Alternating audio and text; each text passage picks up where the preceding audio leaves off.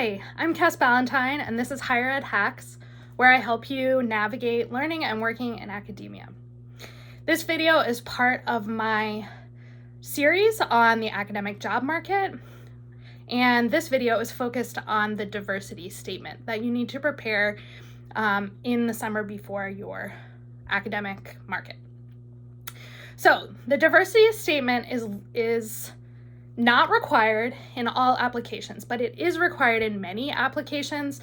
And so I think it's really worth preparing everything you need in the summer before you go on, so that whatever an application is requiring, you're more tweaking things and revising than writing something from scratch.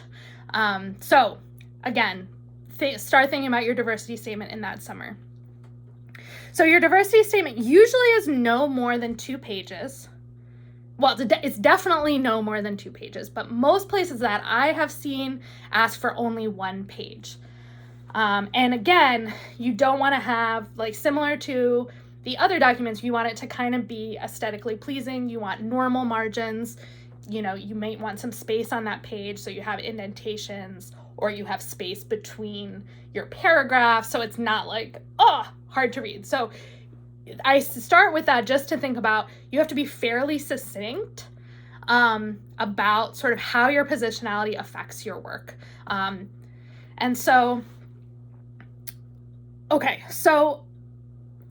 suggested structure that I would do is that really, the overall goal of the diversity statement, as far as I understand it, is to think through what your positionality is. So 1 is they're looking for you to be able to identify your positionality. But then 2, really to think through, how does your positionality affect your work? How does it strengthen and limit your work? And what kinds of things do you do to address those limitations, or just acknowledge that they exist? And so, you know, I've seen some positionality statements, you know, in journal articles or when I've been reviewing, that really don't get into, they just say, this is my identity. I am a white woman from a middle-class background whose much of her family works in working class jobs. I identify as queer, etc. If you only do that, you're not really pushing it as far as you need to do. So 2 things I think can be challenging. So for folks who feel like they don't have, I think sometimes whiteness makes people think that they have like no culture, but your whiteness super affects the questions you ask, the way you can interpret them, the information people are sharing with you, your sort of impact on a space, and the power dynamics that we bring as white people into a room. And so you want to be, if you're just like, I'm white and married or something, that's really not getting into the depth of what impact that might have and what you need to be aware of and doing to try to acknowledge the impact that your cultural standpoint, your positionality has on your work, your collaborations, your relationships with research participants, the type of analyses you find valid or invalid, your epistemological and potentially theoretical approach. So that's really the depth. I think the other thing from teaching a lot of social workers, and then also talking with other of my colleagues and friends who've been reviewing positionality statements, the other thing is that people can really trauma dump in these, or really feel that there is a pressure here to share. So they feel like they're oversharing, but they feel that it's expected. And so I think you really, if you have a trauma history, if you feel like there are things you don't want to share, I think you really need to listen to those, because I don't think that that's what people are looking for. I don't think, I think we're really looking for, how does your perspective as a person, your cultural standpoint, your ethnicity, your sexual orientation, some of the experiences that you've had in your life might shape the way that you approach research, teaching, the priorities you have in service, the leadership approach that you use. So that's what the diversity statement should really exemplify.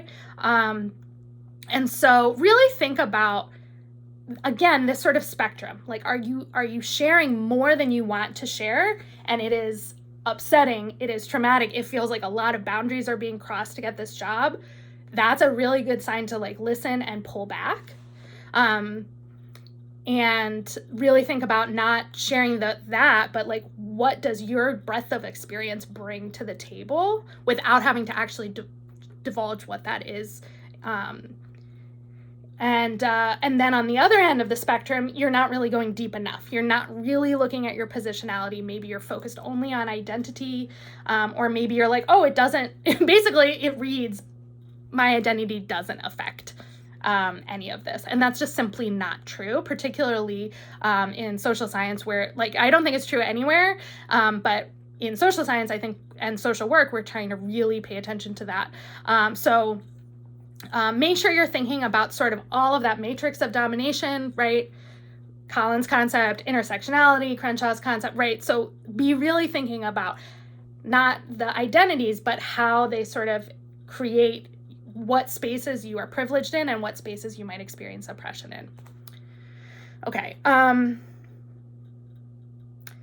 Okay, and then you do want to the extent possible, as you're discussing this, go through how does this then relate to all the pieces of this work. So how does this relate to your research, your teaching, your service, and also, if applicable, your practice approach. So I think you want to try to still, and again, you have like one page. So you don't want to go through an autobiography necessarily, which also I think just feels really, it is traumatizing to do that. So you really, for many people, so you really want to focus on how does your positionality, to the extent you're willing to share, affect your approach to your work. Okay, and then again, I think that this piece is the most structurally flexible. Mine is like, here's sort of my identity and my positionality, and here is how it affects. I think I organized it like, does it affect my relationships with people that I work with, including research participants, but also like students, etc., colleagues, and then like, how does it shape my service? How does it affect my research, and the limitations and strengths of my approaches? And what work do I do, particularly as a highly privileged person, to acknowledge that privilege and think about my choices in my work? I do in the workbook, I think I have a link to a sort of good overview of how to write these from my perspective, or like one that I read that I was like, oh, I think this is explaining well what the diversity statement is trying to do. So I will try to remember to put that in the comments below. But that's pretty much your diversity statement.